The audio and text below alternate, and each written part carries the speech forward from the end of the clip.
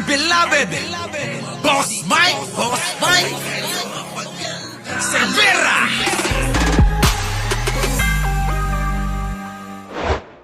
Cover sa Taan. Yan, eto na, attorney, oh.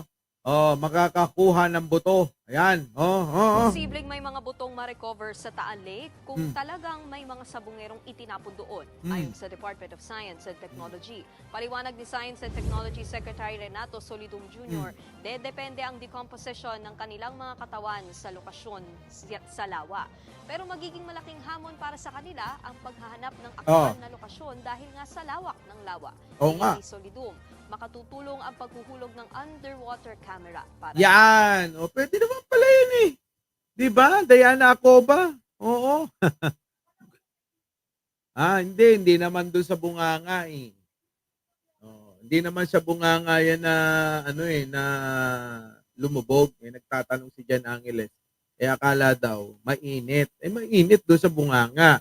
Dito naman po, sa Taal Lake, may mga portion lang po na mainit din sa ilalim. Di po ba, mga kababayan? Yun eh. Ngayon, sa lawak po ng lawa dyan sa may Taal, saan nila kukunin yung eksaktong lokasyon? Kaya nga ho, mga kababayan, meron na daw hong magtuturo kung saan yung eksaktong lokasyon, kung saan nila ibinabagsak, inililibing yung mga pinatay. Na mga sabungero. Naku, mga kababayan. Sige, tuloy. Pero tama ito Tama ito Maganda ito gawin. Yung bang maglaglag na lang ng camera at silipin. Kung ano yung nando dun sa loob.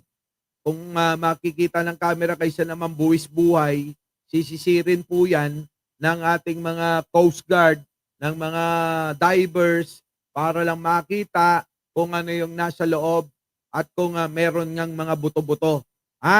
Baka namang ginawa ng bulalo. Ayun, mga kababayan, ito. Pasok! dahil mas ligtas daw ito kaysa sa pag-dive. Tama. Mas ligtas nga yan.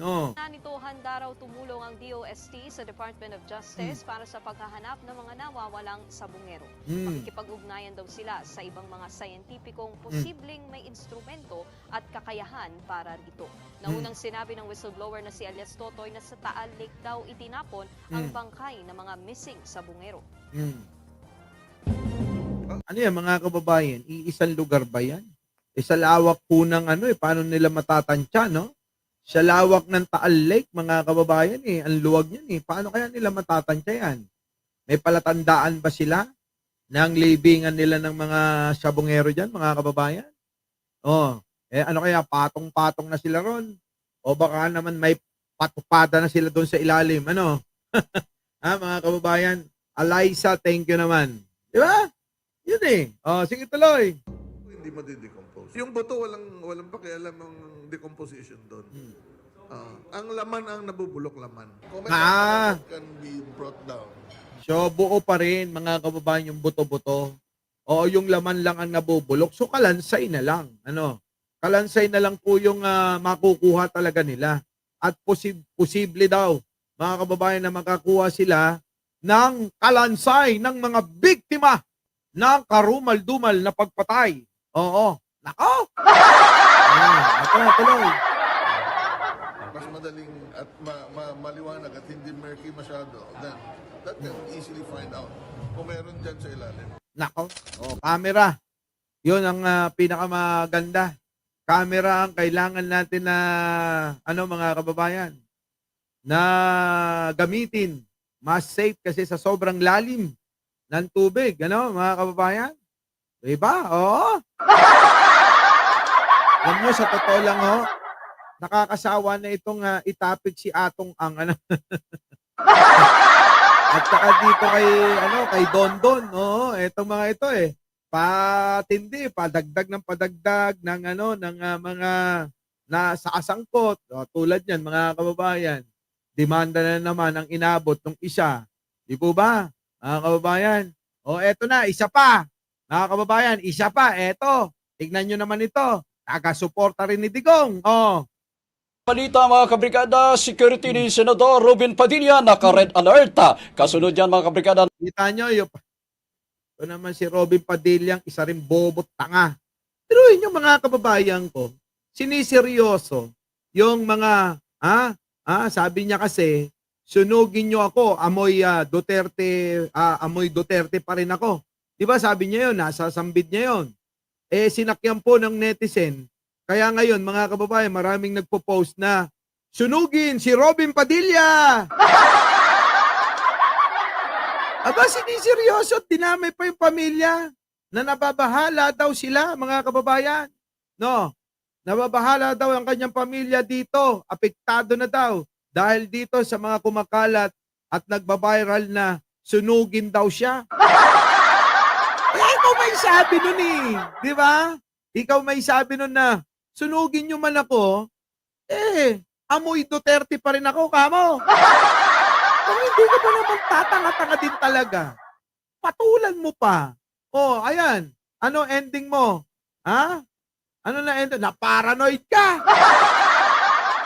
Pa-paranoid, mga kababayan pakinggan nyo na lang. Pasa ko. Sa iba pang balita mga kabrigada, security ni Senador Robin Padilla naka-red alert.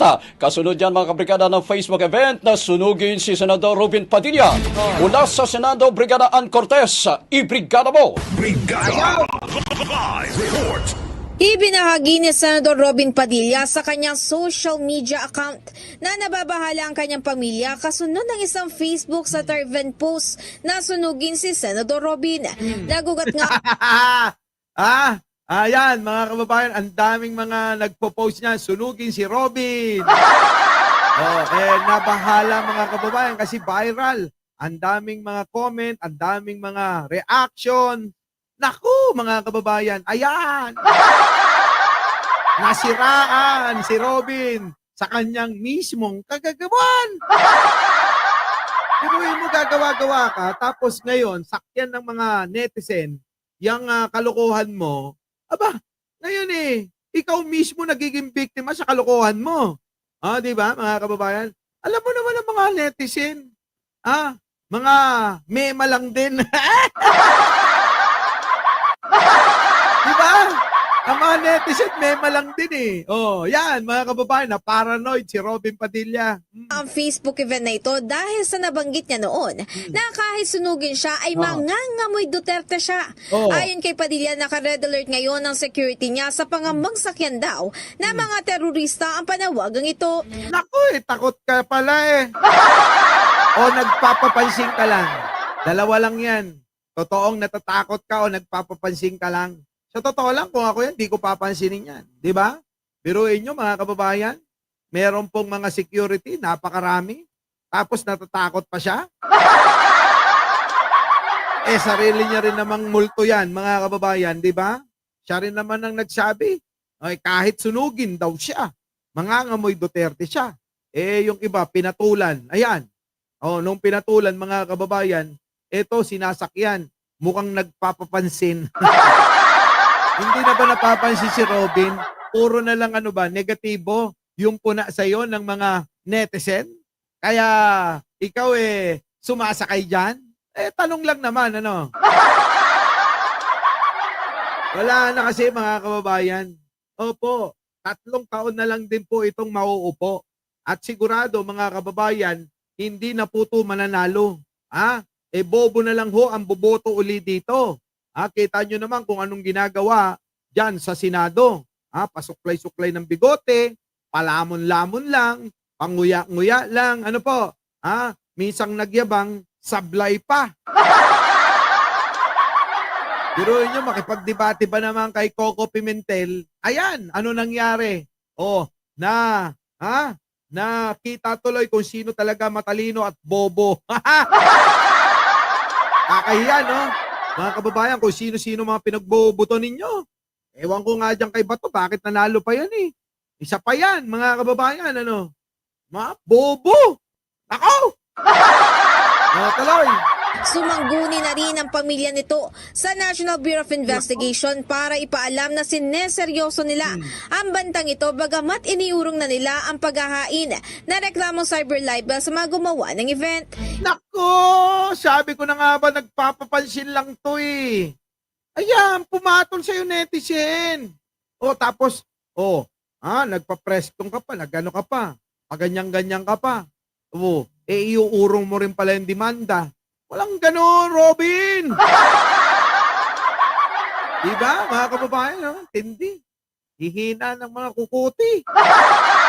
Ewan ko sa Giit ni Padilla, naniniwala raw siya na hindi mainam sa isang politiko ang maging balat sibuyas. Oo, buti alam mo.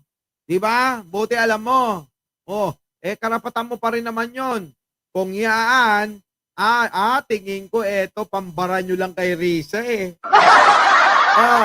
Ginawa mo lang ito para kay Risa, no? Kasi si Risa nagdemanda ng mga vlogger nyo. Para naman masabi mo na hindi ka tulad ni Risa. Ayan, nagpapansin ka ng ganyan. Hoy, Robin, unang-una sa lahat, ba't bobo ka? Hindi ho, mga kababayan. Unang-una sa lahat, iba ho yung kaso ni Risa. At iba naman yung mga post na nabasa mo lang. Etong mga ito, yung mga commentator, yung mga vlogger na nagsasalita na dinadagdagan, binabawasan, yung mga nangyayaring nababalitaan, mga kababayan, mali naman. Si Robin, halatang-halata ka naman. Ulang na lang, gusto mo ikumpara ka kay Risa, ganon. Layo mo naman kay Risa. Tanong ko pa rito, mga kababayan ko, tanong ko sa inyo, sino ang gusto ninyo? Si Risa o dito, si Robin? Diba? Sino? Sino gusto ninyo? Mukhang eto, ginagamit lang etong mga post na ito para lang ipakita, mga kababayan, yung pagkakaiba nila ni Risa. Dahil nga ito si Risa, nagdemanda ng mga vlogger. Eto, sabi niya, hindi ko na ho ididemanda pero inireklamo ko na ho sa NBI. Ako, Diyos ko po. Anong klase yan? Diba, mga kababayan? Ang purul! Nanawagan din siya sa publiko na irespeto ang freedom of expression ng lahat. Sa ngayon, meron ng halos 40,000 na mga nag-response sa Facebook event, kung saan higit 37,000 dito ang nagsasabing interested sila, habang halos 1,000 naman ang nag-respond ng going in the heart. Kita nyo, mga kababayan ko, sabi ko sa inyo, yun lang yun masyadong sineryoso. Pwede po ba sa susunod, galing-galingan nating bumoto, no? Bumoto na naman tayo nung nakaraan. Ayun, mga kababayan, kahit papaano, nabawasan yung mga mangmang. In fairness naman, itong nakarang halalan, kahit papaano nabawasan yung mga mangmang. Yabang ba? May nakita ba kayo sa MBI? Ewan ko dyan. Siguro tawag-tawag lang. Direktor. Ire-report ko lang itong mga nambaba sa akin. Simple, mga kababayan, ano?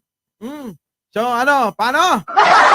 Mga kababayan ko, maaga kasi ko bukas. Opo, siguro maya-maya, panoorin nyo na lang po yung ating mga replay. Opo, At ako'y maagang matutulog, mga kababayan. Kaya hanggang dito na lang muna at bibitinin ko kayo. Opo, kasi maghapon din akong mga kababayan, nasa labas Pagkatapos ko ng live ko kaninang tanghali, diretso trabaho Ang hirap kaya. Oo, sabay-sabay yung ginagawa. Di ko na nga alam kung paano ko i-manage yung aking mga gagawin mga kababayan. Galing ako sa bodega kanina. Oo, kinuha ko na yung mga relo, no? Abangan nyo na lang, mga kababayan. Tayo po ay magkakawang gawa sa pamamagitan nito. So mga kababayan, hanggang dito na lamang. Ako po ang inyong lingkod, Mike Cervera po, laging nagsasabing, mahalin natin ang ating kapwa, pagdasal po natin lagi ang ating bansa. Maraming salamat po. Our beloved Boss Mike